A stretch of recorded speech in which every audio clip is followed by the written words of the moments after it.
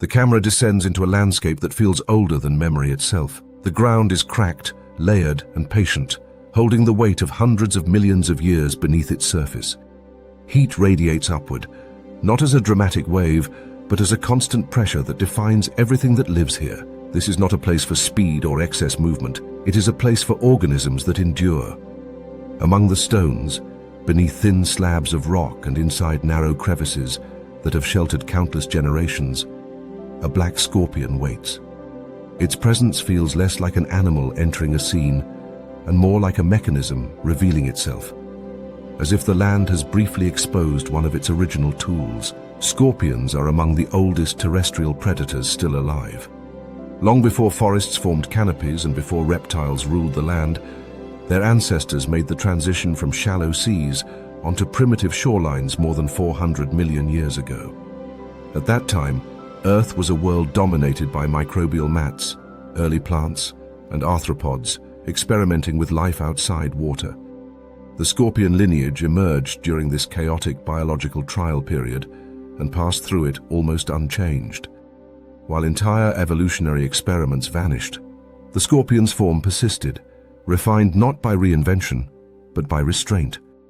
The same fundamental architecture seen in ancient fossils remains unmistakable in modern black scorpions today.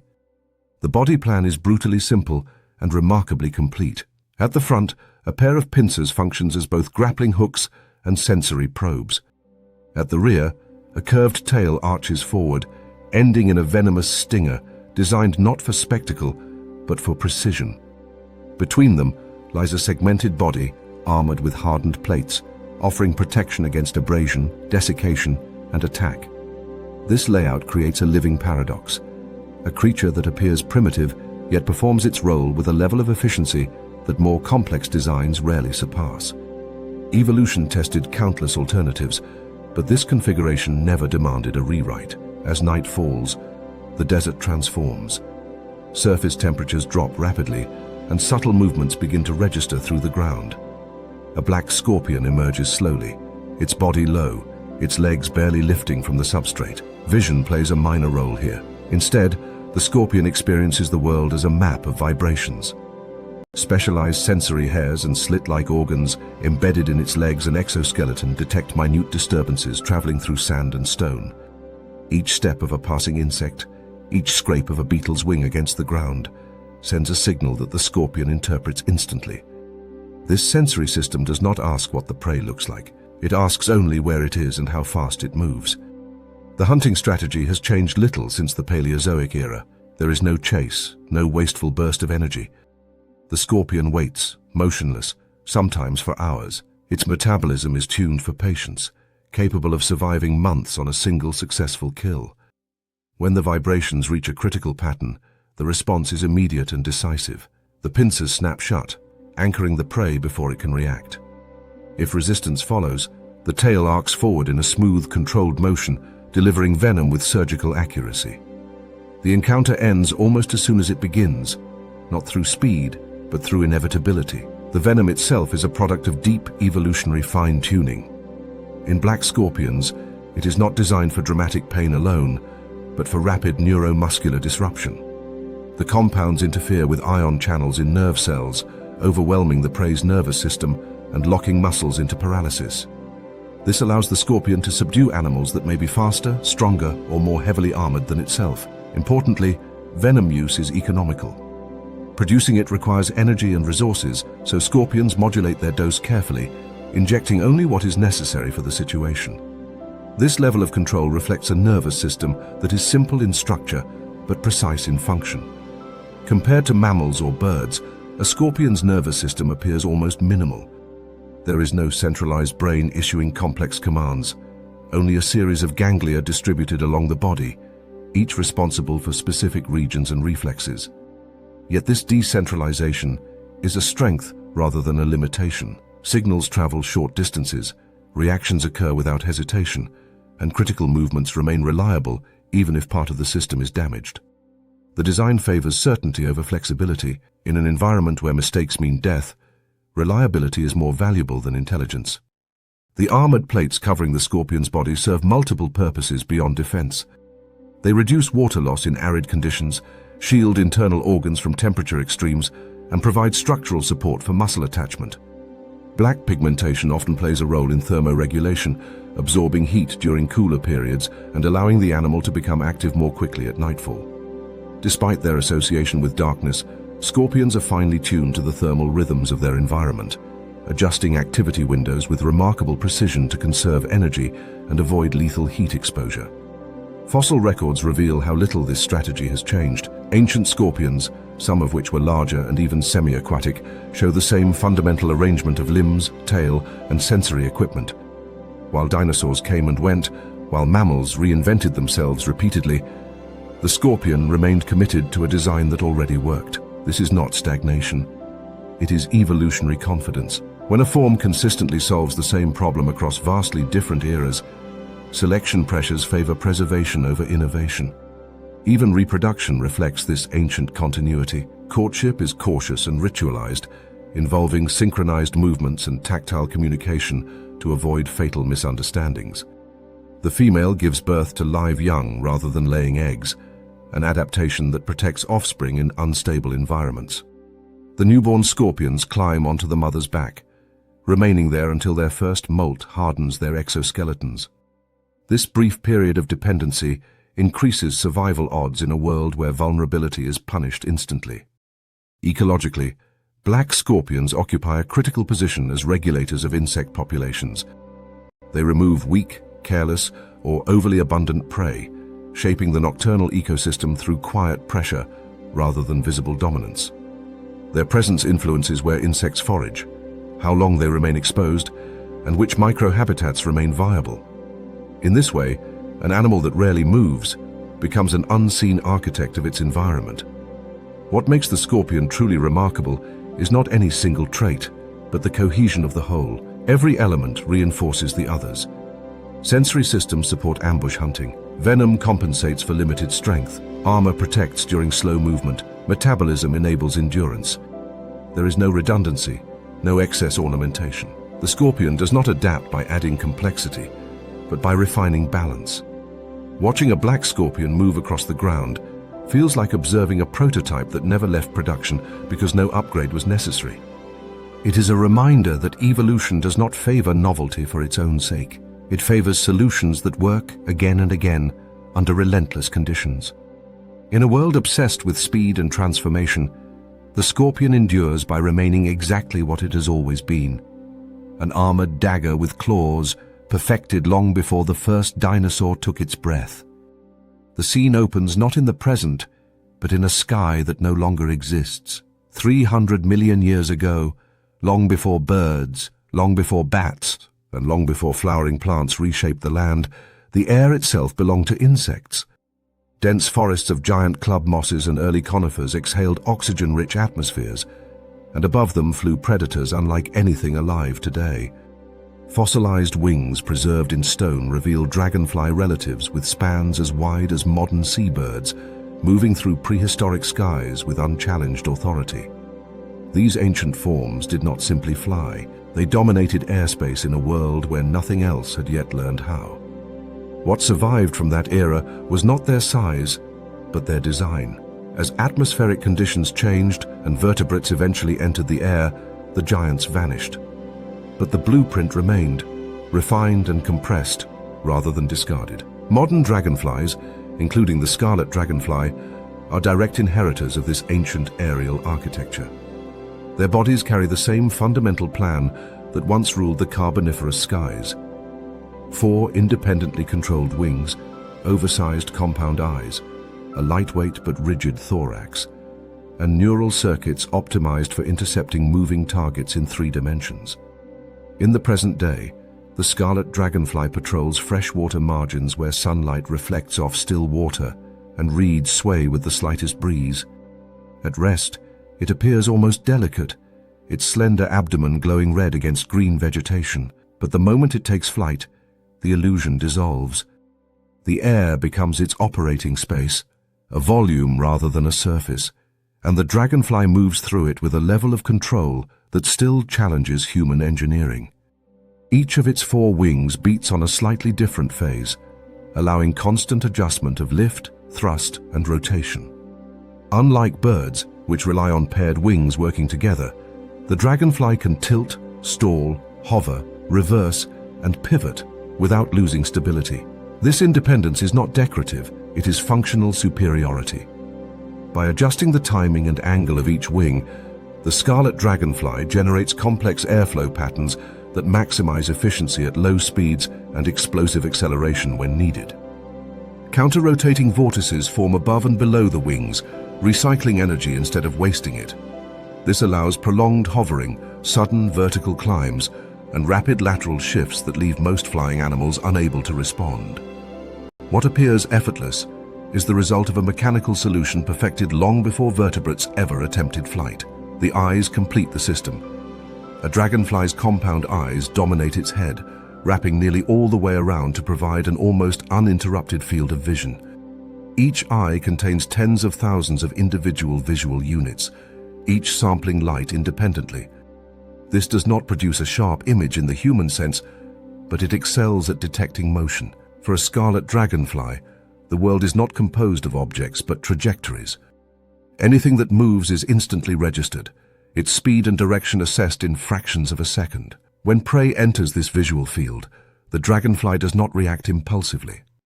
Instead, it calculates. Neural studies reveal that dragonflies predict where prey will be, not where it is.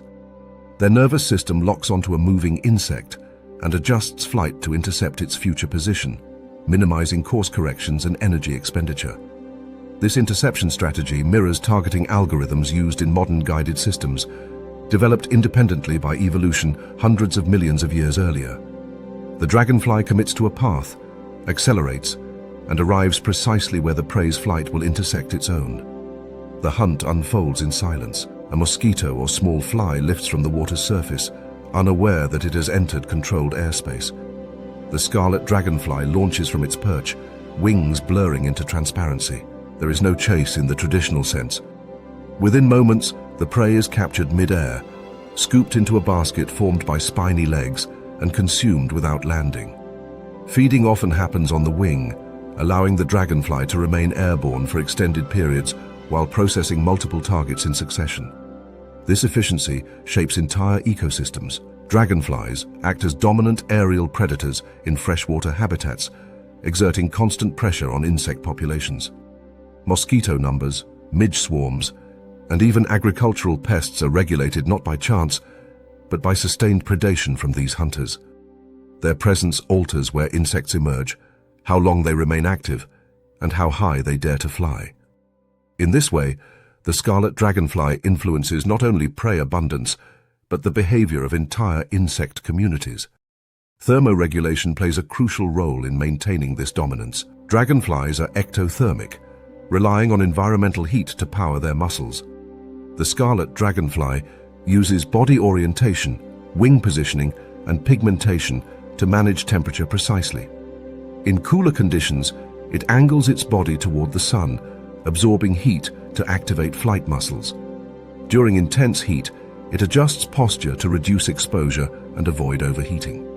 This fine control allows activity across a wide range of temperatures, extending hunting windows beyond what many competitors can tolerate.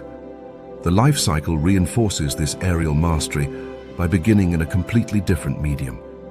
Dragonfly larvae live underwater for months or even years, functioning as ambush predators among submerged vegetation. There, they use extendable mouthparts to seize prey with the same predictive precision displayed in flight. When metamorphosis arrives, the transition is abrupt and irreversible. The larva climbs from the water, splits its exoskeleton, and emerges as an aerial hunter, carrying forward neural strategies developed in an aquatic world into open air. What makes the scarlet dragonfly remarkable is not novelty, but continuity. Birds refined wings into feathers. Bats stretched skin between elongated fingers. Humans built machines that imitate airflow principles discovered through trial and error. Dragonflies needed none of this reinvention. Their solution arrived early and proved sufficient across planetary shifts, mass extinctions, and ecological upheaval. The same aerodynamic logic that allowed giant ancestors to rule ancient skies still governs the flight of a dragonfly hovering above a pond today. Watching a scarlet dragonfly patrol its territory reveals an uncomfortable truth about technological progress. Nature solved the problem of air superiority long before intelligence or engineering appeared. The dragonfly did not become smaller because its design failed, but because the world changed around it. Oxygen levels dropped, competitors emerged, and constraints tightened. The form adapted by scaling down, not by surrendering its core advantages. In the end, the scarlet dragonfly is not a relic. It is an active demonstration of a design that never stopped working. Every sharp turn, every suspended hover, every flawless interception is a reminder that the first true fighter shape was not forged in metal or imagined on paper. It was grown wing by wing in ancient skies, and it is still flying. The camera lowers into the dim understory of a tropical forest where fallen leaves rot slowly under constant humidity, and the air carries the scent of decay and fermentation. Light struggles to penetrate the layered canopy, and the ground is a shifting mosaic of decomposing plant matter, fungal threads, and invertebrate movement. This is not a landscape shaped by spectacle, but by persistence. In the narrow spaces between bark and soil, inside crevices that rarely dry and hollows that never see direct sun, an organism moves that seems almost immune to the passage of time. The Madagascar hissing cockroach emerges from beneath a log, its dark, segmented body pressed low against the earth, built not to impress, but to endure. Cockroaches are among the most ancient lineages of insects still thriving on land. Fossil evidence places their ancestors more than 300 million years in the past, long before dinosaurs reshaped terrestrial ecosystems. While continents fractured, climates oscillated, and dominant animal groups rose and collapsed, the cockroach body plan remained strikingly consistent. A flattened profile, a tough but flexible exoskeleton, powerful legs built for crawling rather than leaping, and antennae constantly sampling the environment formed a design that needed little modification. This was not stagnation, but proof of a form that consistently solved the problem of survival under uncertainty. The Madagascar hissing cockroach represents this legacy in one of its most refined modern expressions. Unlike its smaller, faster relatives that scatter across urban kitchens, this species lives primarily in forest leaf litter and decaying wood. Its size is imposing by insect standards, yet its posture remains low and compressed, allowing it to slip into spaces barely thicker than its body. The overlapping plates of its exoskeleton do not lock rigidly together. Instead, they flex and slide, absorbing pressure rather than resisting it outright. This flexibility allows the cockroach to survive crushing forces that would shatter more brittle insects, whether from falling debris, trampling animals, or collapsing microhabitats.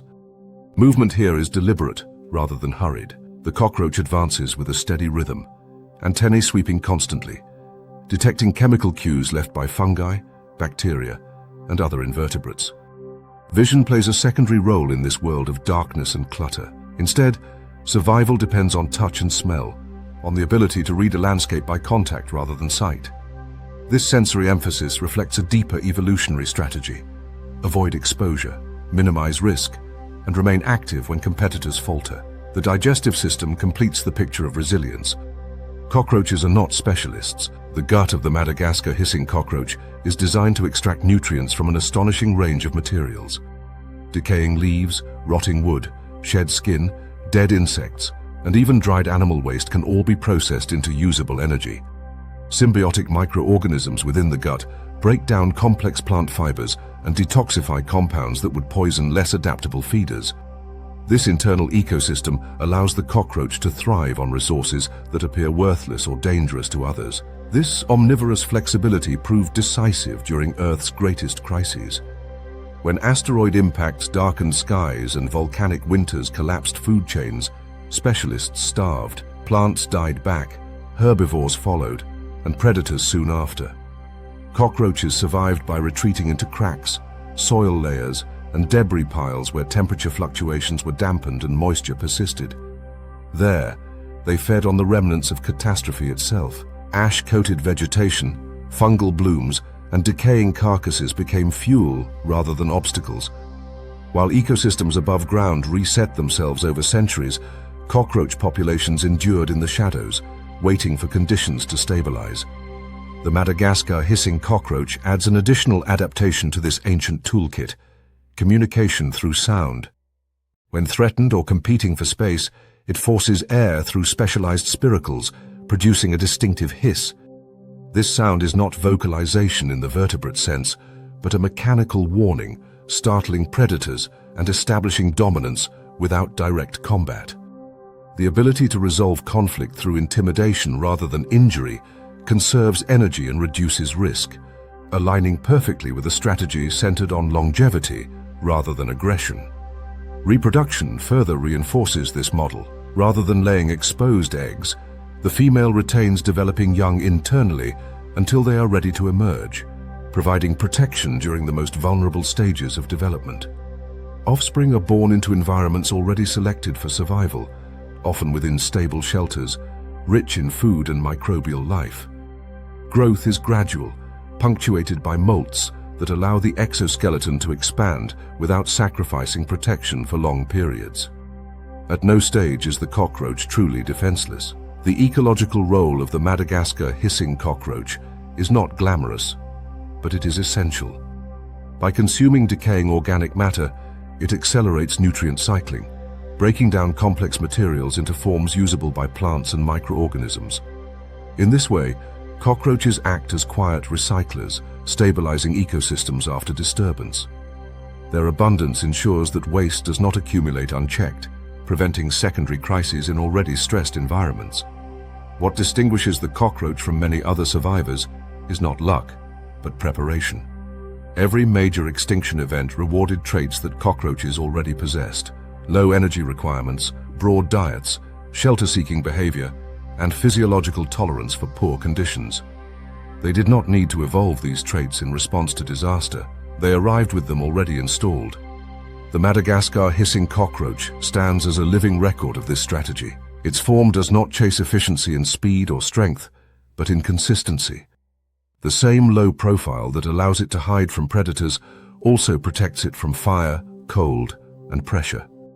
The same flexible diet that sustains it in a forest sustains it in the aftermath of collapse. Where other species gamble on dominance, cockroaches invest in redundancy and retreat. Looking at this animal, it becomes clear that extinction is not always about being outcompeted. Sometimes it is about being overcommitted to a world that no longer exists.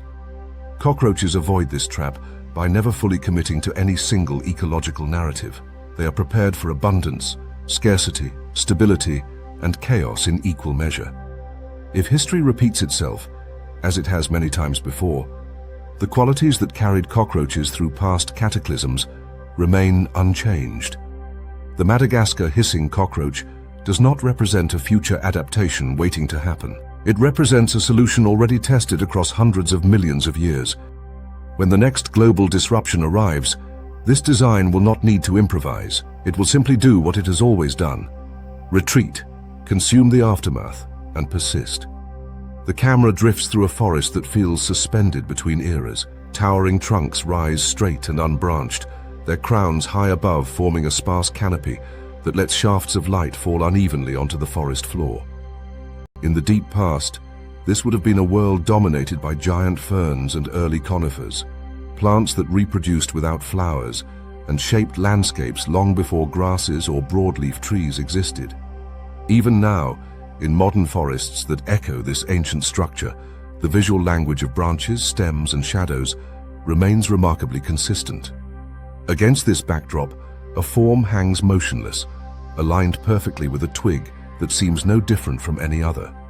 Only prolonged observation reveals that this is not wood at all, but a stick insect, executing one of the most enduring survival strategies ever produced by evolution. Stick insects belong to a lineage whose roots reach far back into deep time. Fossil evidence suggests that their ancestors already occupied forest ecosystems hundreds of millions of years ago, feeding on the same kinds of leaves that dominated prehistoric landscapes. Paleontologists examining fossilized foliage from those periods have identified distinctive feeding damage that mirrors the bite patterns produced by modern stick insects. The shapes, angles, and spacing of these ancient chew marks align closely with the mandible structure seen today, indicating that the fundamental mechanics of feeding have barely changed. Long before flowering plants diversified, and long before birds refined their vision for hunting insects, stick insect jaws were already tuned to strip leaf tissue efficiently and quietly. What sets stick insects apart is not aggression or speed, but restraint taken to its extreme. Their bodies are elongated, segmented, and shaped to replicate twigs with unsettling precision. Some species display subtle swellings that resemble leaf nodes, while others bear irregular textures that imitate bark scars or fungal growth. Coloration varies not only between species, but between individuals, matching the browns, greens, and grays of their immediate surroundings. This is not simple camouflage in the sense of blending into a background. It is mimicry so complete that the insect becomes part of the visual structure of the plant itself. In this forest, the stick insect does not flee from danger, it dissolves into it. When wind moves the branches, the insect sways in synchrony, adjusting its posture to match the rhythm of surrounding vegetation. This behavior is not reflexive panic, but a controlled response refined through countless predator encounters. Movement draws attention. Stillness preserves life. Even when touched by a passing animal or brushed by falling debris, the stick insect often remains rigid, relying on its disguise rather than escape. This calculated immobility reflects a nervous system attuned not to reaction, but to suppression. Predators in this ecosystem vary across eras. Early amphibians and reptiles once scanned these forests for movement. Later came birds with sharper vision, followed by mammals capable of learning and pattern recognition. Through each transition, the stick insect's strategy remained effective because it did not depend on fooling a specific predator. It exploited a universal limitation. All visual hunters prioritize contrast and motion. By eliminating both, the stick insect sidesteps the arms race entirely. Rather than evolving stronger defenses as predators improved, it perfected the art of never being selected as a target. Feeding occurs slowly and deliberately, often under the cover of darkness when visual detection is least likely. The stick insect advances along a branch, removing small sections of leaf tissue in a way that minimizes noticeable damage. Large, ragged holes might signal herbivore presence to predators or alert the plant to activate chemical defenses. Instead, the insect's feeding pattern spreads impact over time and space, reducing detection from multiple angles. This subtle interaction between herbivore and plant reflects a balance shaped by long coexistence rather than outright conflict. The physiology behind this lifestyle reinforces concealment. Stick insects have low metabolic demands, allowing them to survive on modest food intake and remain inactive for extended periods. Their slow pace is not a weakness, but an energy-saving measure that reduces exposure. Thermoregulation relies heavily on ambient conditions. Rather than generating internal heat, they align their activity cycles with temperature fluctuations, becoming active only when conditions favor movement without attracting attention. This synchronization further reduces risk while conserving resources. Reproduction continues the theme of invisibility. Eggs are often dropped individually onto the forest floor, where they resemble seeds or debris. Some even possess structures that mimic plant appendages, discouraging detection by egg predators. Development is slow, with juveniles emerging already equipped with the basic camouflage that will define their lives. There is no dramatic transformation, no sudden shift in ecological role. From the earliest stages, survival depends on remaining unnoticed. Fossil records suggest that this approach emerged early and persisted with remarkable stability. As plant communities shifted from fern-dominated forests to conifer stands and later to angiosperm-rich ecosystems, stick insects adjusted their appearance rather than their behavior. New shapes, textures, and colors evolved to match new vegetation types, but the underlying strategy never changed. The innovation was not in adding complexity, but in refining deception. This adaptability across botanical eras highlights a crucial aspect of their success. Stick insects do not rely on a single plant species or habitat type. They specialize in form rather than host, allowing them to transition alongside changing flora. As long as branches exist, as long as leaves grow and cast shadows, the visual trick remains valid. Predators may evolve sharper eyes or improved learning, but the cost of misidentifying a twig remains too high to overcome entirely.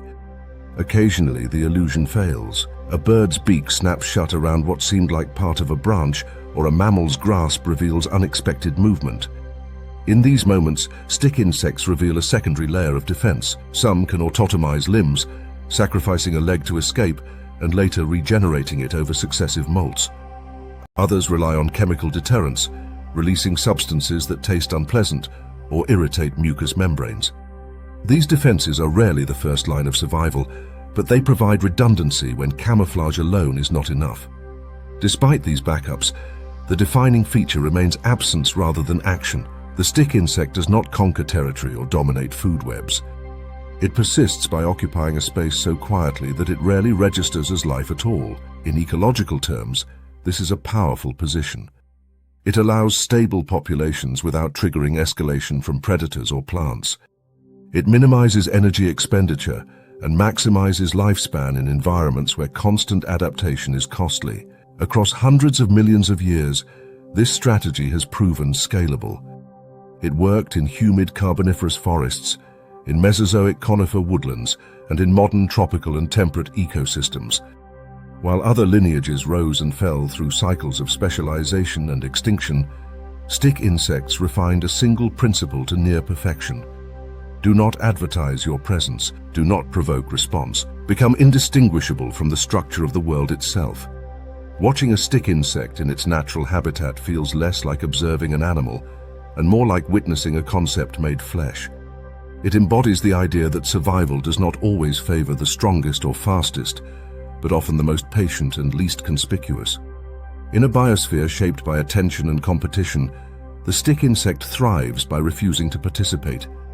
If the future mirrors the past, with climates shifting and ecosystems reorganizing, this approach remains valid.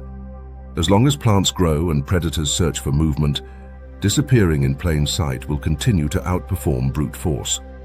The stick insect does not need to anticipate what comes next. Its solution has already endured longer than most lineages can imagine. The camera settles into a patch of tall grass at the edge of a woodland clearing, where sunlight fractures into thin bands and the air hums with insect movement. This is a place shaped by waiting.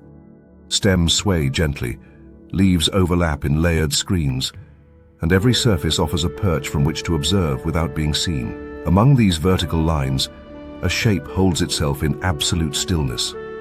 Its posture suggests reverence, its forelimbs folded inward as if in ritual focus, but the resemblance is misleading. The praying mantis is not meditating, it is calculating.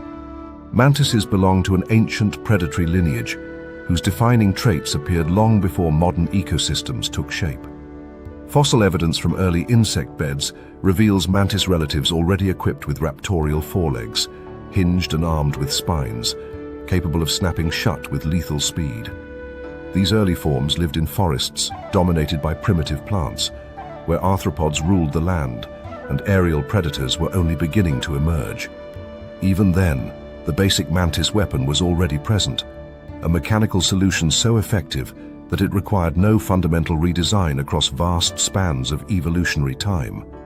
The defining feature is the foreleg itself. Each limb is built like a folding trap, with a thickened femur lined with sharp spines and a matching tibia that closes against it. When held open, the legs appear almost delicate, angled forward and ready. When triggered, they snap shut in milliseconds, pinning prey with enough force to prevent escape. The spines interlock, creating a living vice that holds struggling victims in place while the mantis begins to feed. This is not a generalized grasping tool, it is a dedicated capture device, optimized for ambush and restraint. The rest of the body exists to support this moment. The elongated thorax acts as a pivot, allowing the mantis to strike forward without shifting its center of gravity. The triangular head rotates freely, granting a wide field of view and precise depth perception. Unlike most insects, mantises possess stereoscopic vision, enabling them to judge distance accurately before committing to an attack.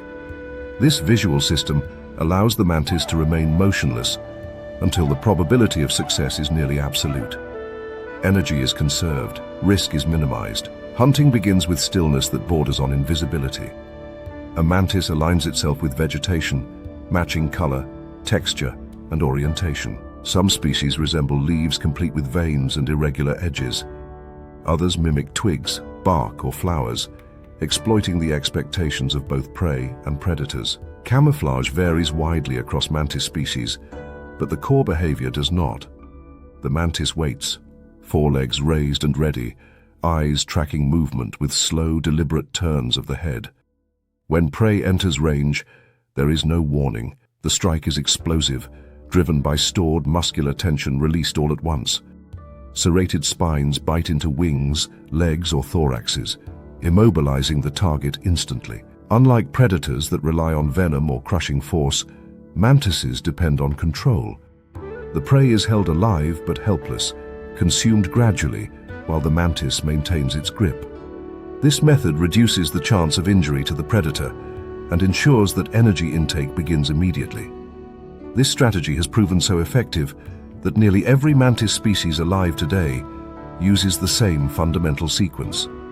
Patient stillness, precise targeting, sudden capture. Evolutionary change occurred around the edges rather than at the core. Size shifted to match available prey. Body shapes adapted to new plant forms. Coloration followed environmental palettes. But the weapon itself remained constant. There was no pressure to replace a tool that already performed its function with near perfection. Across geological eras, mantises adapted not by abandoning their hunting style, but by embedding it into new contexts. As flowering plants diversified, mantises evolved petal-like bodies and bright coloration to blend into blooms. In forest canopies, elongated forms matched branches and vines. In grasslands, slender green species aligned with blades and stems. The ambush logic remained unchanged. Only the disguise evolved. This mirrors a pattern seen in much larger predators. Theropod dinosaurs, dominant carnivores of the Mesozoic, relied on a similar philosophy.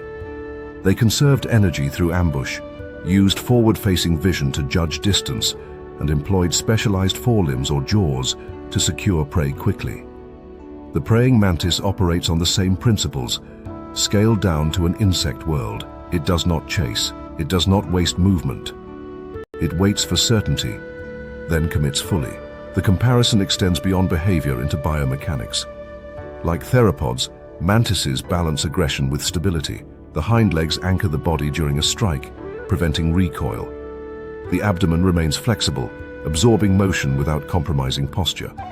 Each anatomical feature contributes to a system designed around one decisive action. In evolutionary terms, this is specialization taken to an extreme, but balanced carefully enough to remain adaptable. Predator and prey relationships around mantises reflect this efficiency. Insect populations learn to avoid certain shapes or movements, but mantis camouflage evolves just as quickly, resetting the advantage. Birds and reptiles hunt mantises, forcing them to refine concealment rather than speed. The result is an arms race fought through perception rather than force. The mantis does not outrun danger. It avoids being recognized as a target until it is too late for both predator and prey. Thermoregulation plays a subtle but important role. Mantises are ectothermic, their activity governed by ambient temperature. They position themselves to absorb sunlight when warmth is needed and retreat into shade during extremes. This control over body temperature ensures that muscles remain primed for rapid strikes during active periods.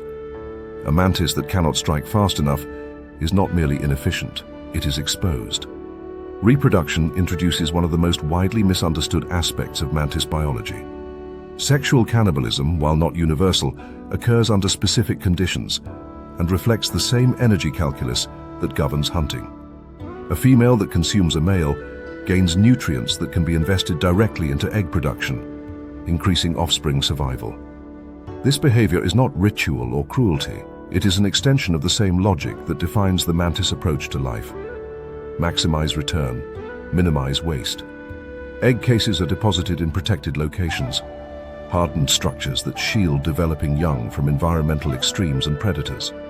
When juveniles emerge, they resemble miniature adults, already equipped with functional forelegs and basic hunting instincts. There is no prolonged vulnerability phase. From the earliest stages, mantises are predators, operating on the same principles as their ancestors millions of years before. Fossil mantises confirm how early this template emerged. Ancient specimens show forelegs folded in the same distinctive posture, spines already present and aligned for capture.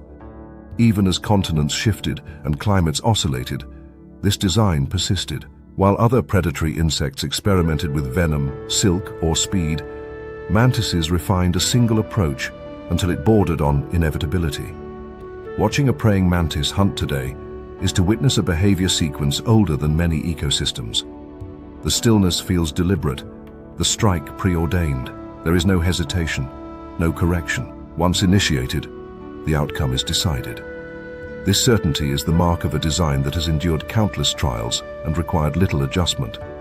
In a world where survival often favors flexibility, the mantis demonstrates the power of commitment. By anchoring its existence to one perfected weapon and one perfected method, it achieved longevity without stagnation. It adapted by changing appearance, scale, and context, but never abandoned the core mechanics that made it successful. The praying mantis stands as a reminder that evolution does not always reward innovation in form. Sometimes it rewards the relentless refinement of a single idea: folded forelegs, waiting posture, sudden violence. This combination has survived since deep time, unchanged not because it lacked competition, but because competition never truly surpassed it. The camera glides low across the forest floor, where shafts of light pierce the canopy and illuminate drifting particles of dust and pollen. Moss carpets fallen logs, bark peels into curling fragments, and the air vibrates faintly with the movements of small animals navigating this layered world. This is a place defined by surfaces rather than open space, by vertical challenges and sudden drops, where survival favors precision over power. Perched on the edge of a sunlit leaf, a jumping spider stands motionless, its body compact and alert, facing forward as if the world exists primarily in front of it. Unlike most arthropods, it does not rely on touch to understand its surroundings. It watches. Spiders as a lineage emerged alongside the earliest forests, when plants first rose high enough to create complex three-dimensional environments. Fossil evidence shows that ancient spiders already possessed silk glands and spinnerets, allowing them to anchor themselves, build shelters, and later construct elaborate webs. These early web builders dominated insect predation for millions of years by outsourcing movement to architecture. Prey collided with silk structures and paid the price. This approach was so effective that it became the default strategy for most spider families, persisting with countless refinements across geological time. Jumping spiders represent a fundamental departure from that legacy. Rather than investing in silk as a passive trap, they shifted the burden of hunting onto their senses and nervous system. This was not a small adjustment. It required a reorganization of perception, decision-making, and locomotion. The result was a predator that no longer waited for the world to come to it, but actively evaluated, planned, and executed attacks with a level of visual sophistication unmatched among invertebrates. The most striking feature is the eyes. Jumping spiders possess 4 pairs, but it is the large front-facing principal eyes that define their identity. These eyes provide high-resolution vision and depth perception, allowing the spider to judge distance with extraordinary accuracy. The retinas move internally, scanning the visual field rather than relying on head movement alone. This creates a layered visual system in which fine detail and motion detection work together, transforming the spider's perception of its environment into a dynamic, navigable map. This visual acuity supports a hunting style built around calculation rather than reflex. A jumping spider does not rush toward prey. It pauses, rotates its body slightly, and studies the target. Distance, angle, and potential escape routes are assessed before movement begins. The spider then plots a path, often circling to gain elevation or a better launch point. These routes are not random. Experiments show that jumping spiders can remember planned paths even when visual contact with prey is temporarily lost, indicating a level of spatial awareness rare among animals of this size. When the moment comes, the jump itself is precise and controlled. Hydraulic pressure extends the spider's legs, propelling it through the air with accuracy measured in millimeters. A silk safety line anchors the spider to its starting point, not as a trap, but as insurance. If the jump fails, the spider can climb back and reassess rather than fall into vulnerability. This integration of silk into an active hunting strategy highlights how jumping spiders did not abandon ancestral tools entirely. They repurposed them. Fossil records from ancient forests reveal spiders already committed to web building tens of millions of years before jumping spiders appeared. Silk structures grew more complex, targeting flying insects as plant life diversified. Against this backdrop, the emergence of visually guided hunters was a radical experiment. It shifted spiders from environmental engineers to mobile predators, requiring more energy and greater cognitive investment. Yet once established, the jumping spider blueprint proved stable enough to persist with little fundamental change. Camouflage and signaling evolved alongside vision. Many jumping spiders display bold patterns and iridescent colors, particularly on their faces and limbs. These markings are not designed to blend in, but to communicate. During courtship, males perform elaborate visual displays, using movement and color to signal species identity and fitness. This reliance on visual cues further reinforces the importance of sight in every aspect of their biology, from hunting to reproduction. Predator-prey interactions involving jumping spiders reflect their active role. They target insects capable of flight and rapid escape, timing attacks to intercept rather than pursue. Some species specialize in hunting other spiders, approaching cautiously and exploiting blind spots before striking. This behavior demonstrates not just visual acuity, but behavioral flexibility. Jumping spiders adjust tactics based on prey type, distance, and environment, a level of situational awareness that mirrors vertebrate predators more closely than typical arthropods. Thermoregulation influences these behaviors subtly. As ectotherms, jumping spiders rely on ambient warmth to maintain muscle performance and neural processing speed. They position themselves in sunlit patches during cooler periods, retreating into shade when temperatures rise too high. Activity peaks coincide with conditions that optimize reaction time and jumping accuracy, reinforcing the link between physiology and hunting success. What makes jumping spiders remarkable is not that they evolved vision, but that once they did, they stopped changing in fundamental ways. Modern species display the same core design that appeared tens of millions of years ago. High-resolution eyes, compact bodies, calculated jumps, silk as support rather than centerpiece. While colors, sizes, and habitats diversified, the underlying architecture remained intact. Evolution did not demand a rewrite because the system worked. In contrast to web builders, which must constantly repair and rebuild structures vulnerable to weather and disturbance, jumping spiders carry their hunting apparatus within themselves. This independence allows them to exploit unstable environments, from shifting leaf litter to human structures. Their success in such varied settings underscores the robustness of their design. Framing jumping spiders as an upgrade rather than a replacement clarifies their place in evolutionary history. Nature did not discard web building. It added an alternative module, one that emphasized cognition and perception over construction. Once installed, this upgrade required no rollback. It integrated seamlessly into existing ecosystems and endured through environmental upheavals without losing relevance. Watching a jumping spider lock onto prey, rotate its body, and leap with unerring precision challenges assumptions about complexity and intelligence. Here is an animal with a brain smaller than a grain of sand, performing tasks that require planning, memory, and spatial reasoning. It is not consciousness in the human sense, but it is competence refined through deep time. The jumping spider stands as evidence that vision can replace architecture, that planning can replace waiting, and that evolution sometimes solves old problems by shifting perspective rather than adding force.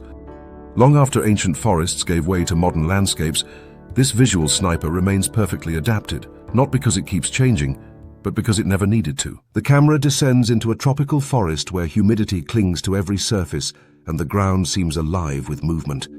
Sunlight filters through layers of broad leaves, illuminating columns of ants marching with unwavering purpose. Each carries a fragment of green larger than its own body, held overhead like a standard in a silent procession. From above, the scene resembles organized traffic rather than animal behavior, as if the forest floor itself has developed infrastructure. Beneath this surface activity lies a world far older and more complex than it appears. an underground system whose logic was established long before humans imagined agriculture or cities. This is the domain of the leafcutter ant, an insect whose success is inseparable from the collective body it helps sustain. Ants as a group emerged shortly after the first flowering plants reshaped terrestrial ecosystems more than 100 million years ago. These new plants produced abundant leaves, nectar, and seeds, creating opportunities for insects capable of coordinated foraging and resource defense. Early ants capitalized on this abundance through cooperation rather than size or speed. Over time, natural selection favored colonies that behaved less like loose gatherings of individuals and more like integrated units. The idea of the colony as a single functional organism began to take shape, with each ant acting as a specialized cell within a larger body. Leafcutter ants represent one of the most advanced expressions of this ancient concept. While many ant species farm aphids or scavenge opportunistically, leafcutters took a more radical step. They became full agriculturalists, cultivating a specific fungus as their primary food source. The leaves carried into the nest are not eaten directly. Instead, they are processed, chewed into pulp, and used to nourish fungal gardens hidden deep underground. This partnership defines the colony's existence and dictates its structure, behavior, and scale. Following the trail of leaf fragments leads to nest entrances that resemble ventilation shafts rather than simple burrows. Below the surface, the colony expands into a network of chambers and tunnels extending for many meters, regulating temperature, humidity, and airflow with remarkable precision. These conditions are essential for fungal growth, which requires a narrow range of environmental stability. Worker ants constantly adjust the architecture of the nest, opening or sealing passages in response to rainfall, heat, or microbial threats. This is not instinct operating in isolation, but distributed problem-solving carried out by thousands of individuals responding to local cues.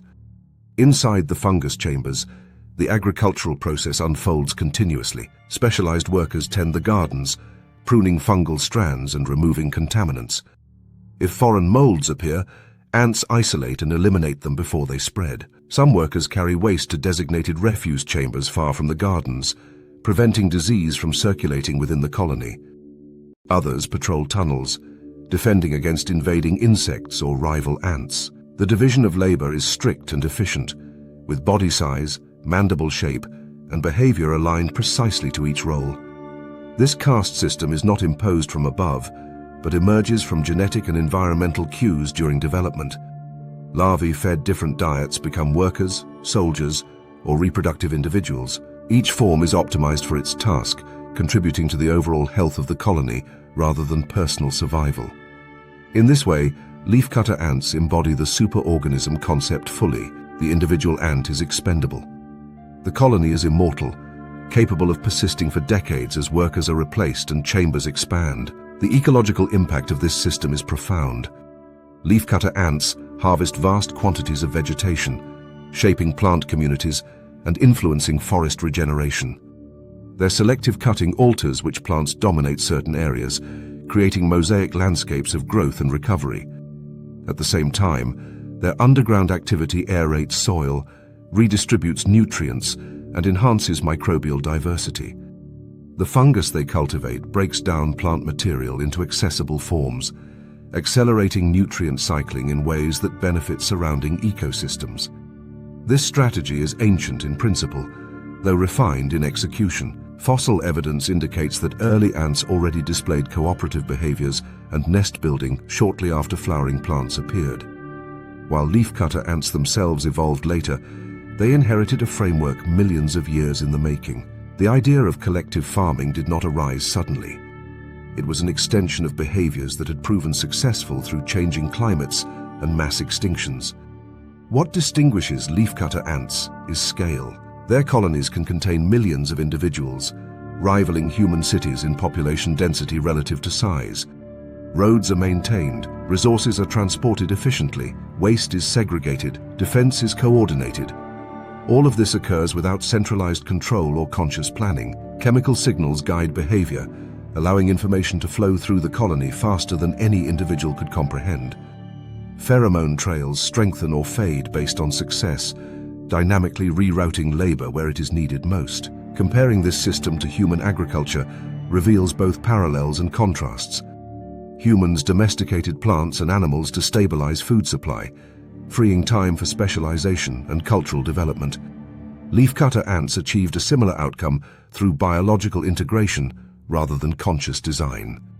Their fungus has become entirely dependent on the ants, losing the ability to survive independently. Likewise, the ants cannot live without their cultivated crop.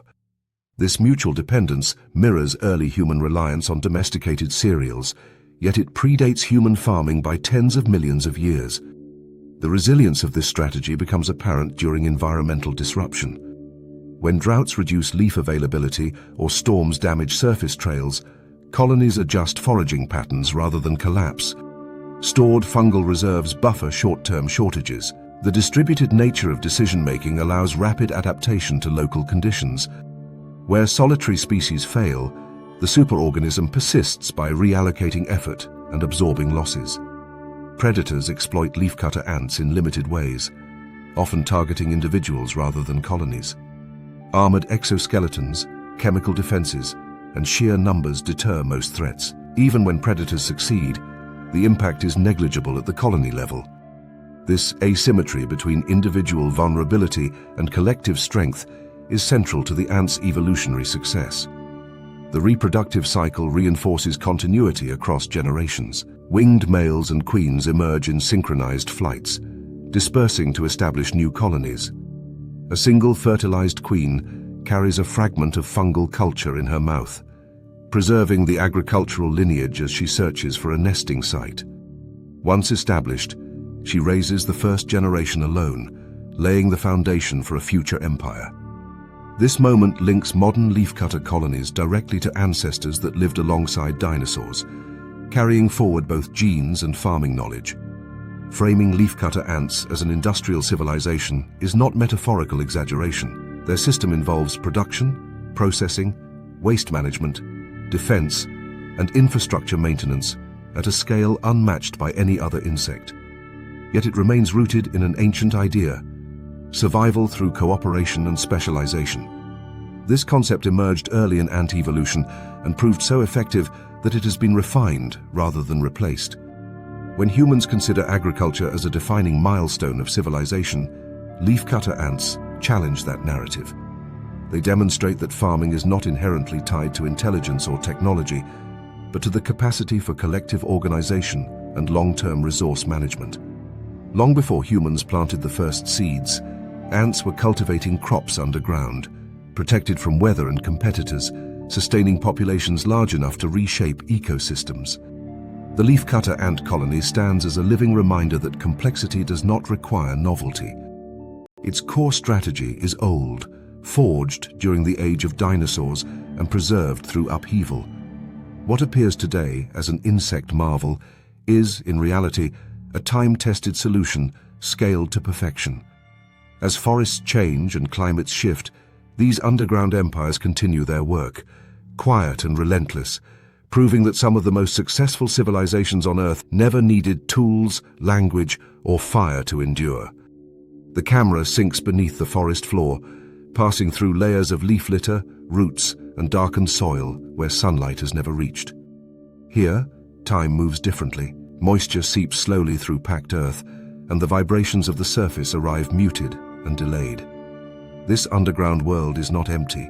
It is inhabited by countless pale forms clinging to roots, their bodies shaped for patience rather than motion.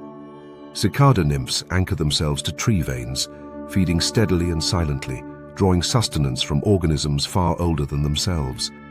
Above them, forests rise, fall, and rise again, while the cicadas wait. Cicadas belong to one of the oldest surviving lineages of plant-feeding insects. Their ancestors appear deep in geological history, with close relatives already tapping into the vascular systems of prehistoric trees during the Triassic period. At that time, forests were dominated by conifers and early gymnosperms, and the soundscape of the planet bore little resemblance to the modern world. Yet even then, the basic cicada design was in place: piercing mouthparts adapted for siphoning sap, strong forelimbs for digging, and a life cycle divided sharply. between subterranean development and brief explosive adulthood. This division defines everything about cicada biology. After hatching, cicada nymphs drop from branches and disappear into the soil, burrowing downward until they reach roots capable of sustaining them. There, they begin a long phase of development measured not in weeks or months, but in years. Some species remain underground for more than a decade, molting repeatedly as they grow, each stage bringing them incrementally closer to emergence. During this time, they avoid nearly all surface predators simply by being absent. The soil buffers them from temperature extremes, droughts, and the constant turnover of surface life. Feeding underground shapes their physiology. Cicada nymphs extract xylem sap, a fluid low in nutrients but abundant in volume. To survive on this diluted resource, they process immense quantities, filtering what little nitrogen and carbohydrates are available. Symbiotic bacteria housed within specialized organs supplement this diet, synthesizing essential nutrients the sap lacks. This partnership allows cicadas to thrive on a food source that few other insects can exploit efficiently, reducing competition and anchoring them to their host plants for the duration of their development.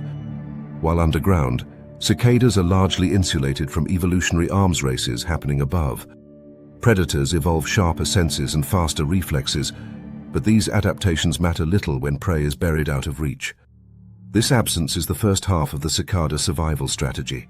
The second half is far more dramatic. When the time comes, the soil stirs. Nymphs respond to subtle cues that signal favorable conditions, including temperature changes and seasonal rhythms tied to plant growth. Then, often within the same narrow window, millions of cicadas tunnel upwards simultaneously. The ground seems to come alive as exit holes appear by the thousands. Nymphs emerge into the open air, climb the nearest vertical surface, and begin their final transformation. Molting occurs in full view of the world they have avoided for years. The nymph's shell splits, and the adult cicada pulls free, pale and soft at first, wings crumpled and translucent. Over hours, the body hardens and darkens, wings expand and strengthen, and the insect becomes airborne. By the following day, forests resonate with sound as males begin to sing. This synchronized emergence is not incidental. It is a refined response to predation pressure that dates back to early reptiles and persisted through the rise of birds and mammals. By appearing in overwhelming numbers, cicadas saturate predator populations. Birds, reptiles, and mammals gorge themselves, yet cannot consume more than a fraction of the available insects. Predation becomes ineffective at the population level. Individual cicadas die, but the lineage survives. This strategy, known as predator satiation, turns abundance into armor. The soundscape produced during these emergencies is unlike anything else in nature. Male cicadas generate calls using specialized membranes called tymbals, which buckle in and out rapidly to produce sharp pulses of sound. Each species has its own rhythm and frequency, ensuring mates can locate one another amid the noise. The collective effect is deafening, a wall of sound that fills forests and carries for kilometers.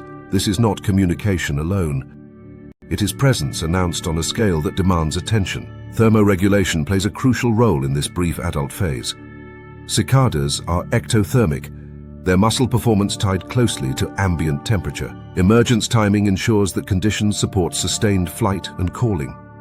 Adults bask in sunlight to raise body temperature, then retreat to shade to avoid overheating. Their activity windows are narrow and intense, reflecting the urgency of reproduction before energy reserves are exhausted. The adult lifespan is short. After years underground, cicadas live only weeks above ground.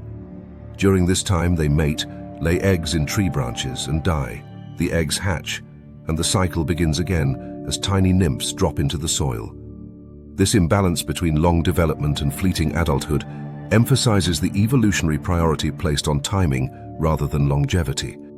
Success is not measured in individual survival, but in synchronization across generations. Fossil evidence underscores how ancient this rhythm is. Impressions of early cicada relatives show mouthparts and wing structures consistent with modern species. While vegetation types shifted and climates oscillated, the core life cycle endured. Forests changed from gymnosperms to angiosperms, yet cicadas adapted by switching host plants rather than altering their strategy. Their relationship with trees remained constant: feed quietly below, emerge loudly above. Ecologically, cicada emergencies have cascading effects. Predators experience temporary population booms fueled by abundant food. Soil nutrients increase as billions of bodies decompose, fertilizing forests and influencing plant growth for years afterward. Even streams benefit as carcasses wash into water systems and support aquatic organisms. The cicada is not merely a sound or a spectacle. It is a pulse of energy injected into ecosystems on a predictable schedule. What gives cicadas their time traveler quality is not mystery, but continuity. Each emergence follows a pattern established millions of years ago. When cicadas rise from the ground today, they enact a behavior sequence that unfolded beneath the feet of dinosaurs and early mammals alike. The same biological logic that protected them from prehistoric predators still works against modern ones. Vanish, wait, return in force. Standing beneath a chorus of cicadas, it becomes clear that this is not an adaptation that reacts to the present, it ignores it. Cicadas do not track short-term changes or adjust rapidly to new threats. They rely on a strategy so deeply tested that it remains effective regardless of who the predators are. This confidence in timing over tactics allowed them to persist through mass extinctions and global transformations. Each synchronized emergence is a reminder that evolution does not always reward speed or intelligence. Sometimes it rewards patience measured in years, even decades. The cicada embodies this lesson more clearly than almost any other insect. It spends most of its life unseen, unheard, and untouched, only to announce itself in overwhelming numbers for a brief, thunderous moment. When the chorus finally fades and the forest returns to relative quiet, the cicadas are gone, but their presence lingers in altered soil, fed predators, and newly planted generations underground. The rhythm resets, waiting once more. Beneath our feet, the same drumbeat that once vibrated under ancient forests continues, steady and unbroken, carrying a message from deep time that has never stopped arriving. The camera lifts into warm air above an open meadow, where sunlight pools on flowering plants and the ground shimmers with rising heat. Grasses bend under the weight of insects, and the landscape feels temporarily stable, as if the season itself has paused to breathe. Against this backdrop, an orange and black shape drifts past with deceptive calm. The monarch butterfly moves slowly, wings rising and falling in an unhurried rhythm, yet every part of its presence speaks of endurance across deep time. This is not a delicate ornament of summer, it is the visible surface of an ancient design, refined to survive change by movement rather than resistance. Butterflies trace their origins to moth-like ancestors that appeared when dinosaurs still dominated terrestrial ecosystems. These early lepidopterans were already equipped with traits that would define the group for hundreds of millions of years. Scaled wings capable of efficient flight, a coiled proboscis adapted for liquid feeding, and complete metamorphosis that separated larval and adult life into distinct ecological roles. This template proved resilient through mass extinctions, climatic upheavals, and the reorganization of global plant communities. While many insect lineages vanished, butterflies persisted by remaining flexible within a stable framework. The monarch butterfly inherits this ancient architecture intact. Its wings are built from overlapping scales that create both color and aerodynamic control, allowing long-distance flight with minimal energy loss. The proboscis remains a highly efficient tool for accessing nectar, folding tightly when not in use to reduce drag and exposure. Metamorphosis divides the monarch's life into stages that exploit different resources and avoid direct competition. The caterpillar feeds, the adult disperses and reproduces. Each phase is optimized for its task, minimizing overlap and maximizing survival. What monarchs added to this blueprint was not reinvention, but integration. Their relationship with milkweed plants transformed vulnerability into defense. As caterpillars, monarchs feed almost exclusively on milkweed, plants rich in toxic cardiac glycosides. These compounds disrupt heart function in many animals, making the plant dangerous to consume. Monarch caterpillars evolved physiological mechanisms to tolerate and sequester these toxins, storing them within their bodies rather than breaking them down. The toxins persist through metamorphosis, rendering the adult butterfly distasteful or lethal to predators. This chemical defense reshaped the monarch's ecological position. Bright orange wings bordered by stark black patterns function as a warning rather than camouflage. Predators that attempt to eat a monarch often experience nausea, or worse, quickly learning to associate the color pattern with danger. This lesson spreads through predator populations, reducing attacks not only on monarchs, but on other species that mimic their appearance. The monarch becomes both defended and influential, shaping the behavior of birds and other visual hunters across wide regions. Migration elevated this strategy to a planetary scale. Unlike most butterflies, monarchs do not merely disperse locally. They embark on seasonal journeys that span entire continents, tracking favorable temperatures and food availability as climates shift. In North America, populations move southward as temperatures drop, converging on overwintering sites where millions cluster together in dense formations. This migration is not accomplished by a single individual. It unfolds across generations, with descendants completing journeys begun by ancestors they never encountered. Navigation during migration relies on an intricate combination of sensory adaptations. Monarchs use the position of the sun, internal circadian rhythms, and sensitivity to polarized light to maintain direction. Even on overcast days, subtle patterns in the sky provide orientation cues. As they move, monarchs adjust altitude and flight timing to exploit favorable winds and thermals, conserving energy over vast distances. This capacity to read the atmosphere allows fragile bodies to achieve feats that appear impossible at first glance. Thermoregulation is critical to this process. Monarchs cannot generate significant internal heat, so they depend on environmental conditions to remain active. During cool mornings, they bask with wings spread, absorbing solar radiation to warm flight muscles. In intense heat, they seek shade or reduce activity to prevent overheating. At overwintering sites, clustering behavior moderates temperature extremes, reducing individual energy expenditure and increasing survival. Each adjustment reflects an organism tuned not for strength, but for responsiveness. Fossil and molecular evidence indicates that the components of this system evolved incrementally. Migration did not appear suddenly. Early butterflies already moved seasonally on smaller scales, following flowering cycles and avoiding cold. Monarchs extended this behavior dramatically, integrating it with chemical defense and long-lived adult stages. The result was a lineage capable of outrunning unfavorable conditions rather than enduring them directly. Predator-prey interactions during migration reveal both vulnerability and resilience. Individual monarchs are easily killed by storms, vehicles, and habitat loss. Their wings tear, bodies exhaust, and many never reach their destination. Yet the population persists because success is distributed across time and space. No single butterfly carries the burden of continuity. The pattern itself is what survives. Eggs laid across wide regions ensure that local failures do not end the cycle. Ecologically, monarch migrations act as moving threads, stitching together distant ecosystems. As adults feed on nectar along their routes, they pollinate a wide range of plants, linking flowering cycles across regions. Their presence influences predator behavior and plant reproduction far beyond breeding sites. When they die, their bodies contribute nutrients to soils and food webs in places thousands of kilometers from where they were born. This persistence, despite fragility, illustrates a core evolutionary principle.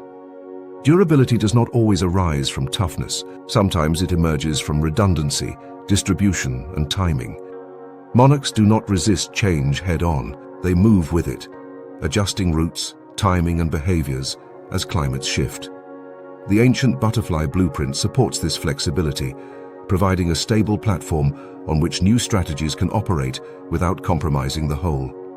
Human observation often focuses on the monarch's apparent delicacy. Thin wings, slow flight, and brief lifespans suggest vulnerability. Yet this impression misses the deeper scale at which the species operates. The monarch is not a single insect. It is a pattern unfolding across generations, landscapes, and seasons.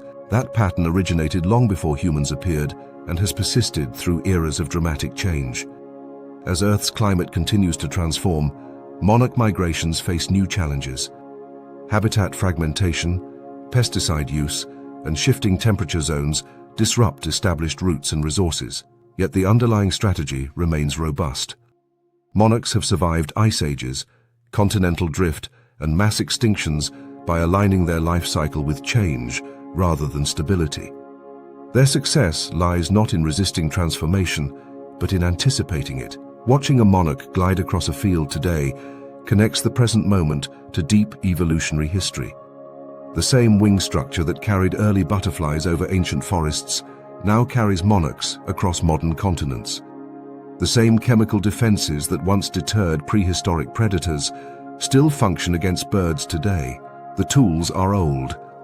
The application continues to evolve. In this way, the monarch butterfly stands as a testament to evolutionary resilience.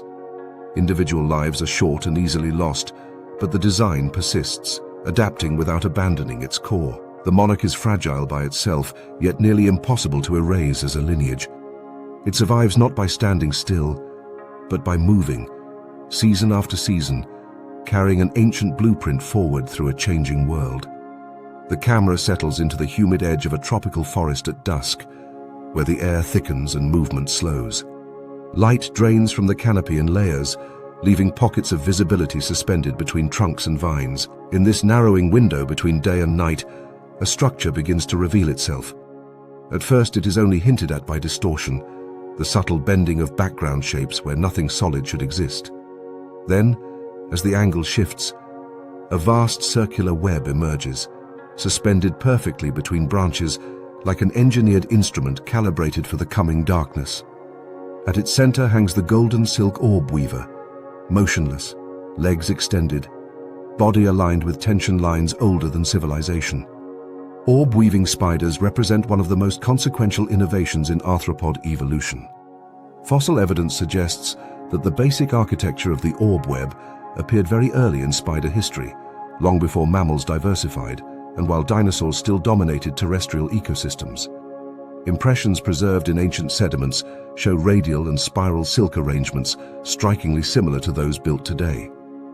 In some fossil sites, traces of silk and web structures appear in proximity to dinosaur remains, a quiet reminder that while giant reptiles thundered across landscapes, delicate engineering already spanned the air between plants. This longevity is not accidental. The orb web is a solution to a persistent problem: how to capture fast-moving prey without expending energy in pursuit. Instead of evolving greater speed or venom potency, orb weavers externalize the hunt. They built a machine that works continuously, intercepting insects mid-flight, while the spider conserves energy at the hub. This shift from active predation to architectural control reshaped spider ecology and allowed orb weavers to exploit aerial niches with unmatched efficiency. The golden silk orb weaver exemplifies this strategy at its most refined. Its web can span several meters, positioned deliberately across open flyways where insects travel at speed. The silk itself is a composite material produced through specialized glands, each contributing fibers with different properties. Radial threads provide strength and structural integrity, anchoring the web against wind and impact. The spiral capture threads are coated with adhesive droplets that stretch and recoil, absorbing kinetic energy without breaking. By weight, this silk rivals steel in tensile strength while remaining far more elastic, an achievement modern materials science still struggles to replicate efficiently. Construction is precise and methodical. The spider begins by establishing anchor points, testing tension repeatedly to ensure stability. Radial lines follow, forming the skeleton of the web. Only then does the spider lay down the spiral, spacing each loop carefully to maximize interception while minimizing material use. The geometry is not decorative. It reflects optimization shaped by millions of years of selection. Each angle distributes force. Each junction manages stress. Each strand exists for a reason. Once complete, the web functions as an extension of the spider's sensory system. Vibrations travel along silk threads with minimal loss, allowing the orb weaver to detect not only the presence of prey, but its size, location, and struggle intensity. The spider reads these signals instantly, responding differently to a trapped moth than to debris or rain. This sensitivity allows rapid decisions that conserve venom and reduce risk of damage to the web. Hunting unfolds without pursuit. A flying insect collides with the nearly invisible structure and is enveloped by elastic silk that stretches rather than snaps. The more the prey struggles, the deeper it becomes entangled. The spider rushes from the hub, guided by vibration patterns, and immobilizes the insect with venom before wrapping it for storage or immediate consumption. The entire interaction may last seconds, yet it represents the culmination of a process refined since deep time. The web's impermanence is as important as its strength. Golden silk orb-weavers rebuild their webs frequently, often daily. This behavior compensates for damage, removes accumulated debris, and adapts placement to shifting insect traffic. Silk proteins are recycled, consumed, and reused, creating a closed material loop with minimal waste. This capacity for rapid reconstruction allows the strategy to persist despite environmental disturbance. Where human structures rely on permanence, orb webs rely on renewal. Thermoregulation influences this cycle. Web building often occurs during cooler periods when silk properties are optimal and the risk of dehydration is lower. The spider positions itself to avoid excessive heat during the day, retreating into shade while leaving the web active. At night, when flying insects peak, the structure performs at maximum efficiency. Activity aligns with environmental rhythms rather than resisting them. The evolutionary success of orb webs lies in their abstraction. The design does not depend on specific prey species. It targets flight itself. As long as insects move through air, collide with obstacles, and struggle when restrained, the web remains effective. This universality allowed the architecture to persist as insect lineages changed, diversified, and disappeared.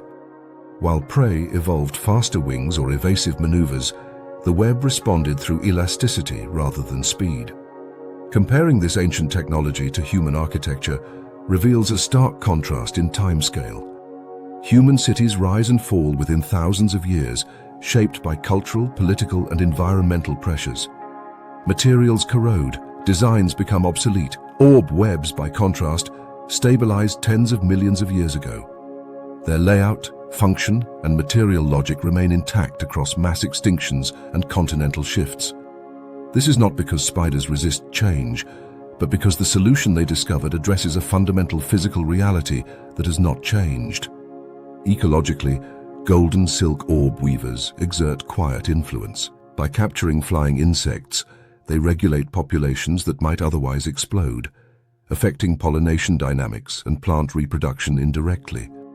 Their webs also provide microhabitats for smaller organisms that scavenge leftovers or shelter among strands. Even abandoned webs contribute silk fragments to the environment, feeding microorganisms and reinforcing nutrient cycles. The spider itself embodies patience rather than dominance. It does not chase, intimidate, or overwhelm. It positions, builds, and waits. This approach reduces metabolic demand and exposure to danger, allowing longer lifespans and repeated reproductive cycles. Eggs are laid in protected sacs, often positioned near reliable websites, ensuring the next generation inherits proven territory rather than starting from scratch. Fossil records suggest that while spider species turned over repeatedly, the orb-weaving strategy persisted. Lineages diverged, colors shifted, sizes fluctuated, but the wheel-shaped trap remained. This continuity underscores a broader theme echoed throughout natural history. Some innovations are so well aligned with physical and ecological constraints that they transcend evolutionary fashion. As night deepens, the golden silk orb weaver remains suspended at the center of its creation, legs lightly touching tension lines, body attuned to the slightest disturbance. Around it, insects begin their nightly movements, unaware of the geometry awaiting them. The web glows faintly in low light, strands catching humidity and starlight, revealing a structure both fragile and unyielding. Closing on this scene ties together a story that began with armored scorpions, ancient dragonflies, and underground civilizations of ants. Each represents a solution forged early and refined rather than replaced. The orb web stands as perhaps the clearest expression of this principle. It is technology without tools, architecture without permanence, a city made of threads that vanishes and returns with the sun. Human structures aspire to last, yet crumble. The orb web accepts impermanence and achieves continuity through repetition. Long after roads erode and skylines collapse, long after names and borders fade, the physics of flight will remain. Somewhere in the dark, between two branches, a golden spider will still be hanging a wheel-shaped trap, performing an act of engineering older than cities and far more durable.